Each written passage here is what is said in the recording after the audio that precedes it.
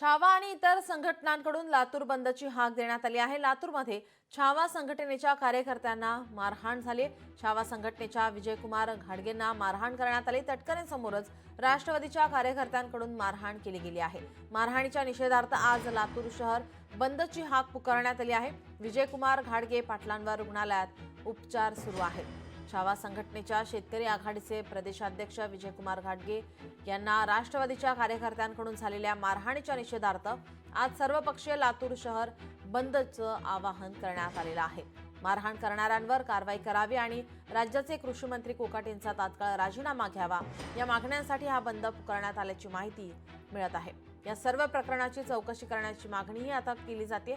दरम्यान अजित पवार यांनी कार्यकर्त्यांना आवरावे, अन्यथा छावा संघटना जशास तसं उत्तर देईल असा इशारा छावा संघटनेचे केंद्रीय अध्यक्ष नानासाहेब जावळे पाटील यांनी दिला आहे। राष्ट्रवादीने ही गुंड पाळण्याचं षडयंत्र जे आहे ते बंद करावं, या लोकांवर कारवाई करावी, संसदेत पत्ते विधान भवनात पत्ते खेळणाऱ्या कृषी मंत्र्याचा तात्काळ राजीनामा घ्यावा, हकालपट्टी करावी या मागणीसाठी आज 21 तारखेला आम्ही सकाळी 9 वाजल्यापासून लातूर शहर बंदचं आव्हान सर्व पक्ष संघटना, शेतकऱ्याच्या वतीनं, कष्टकऱ्याच्या वतीनं, कामगाराच्या वतीनं, 18 पगड जाती धर्माच्या वतीनं केलेला आहे।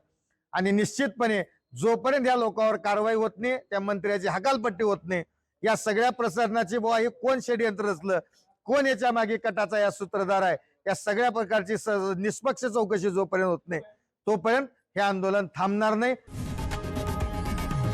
लोकशाही मराठी ऐका, पहा, जागरूक रहा।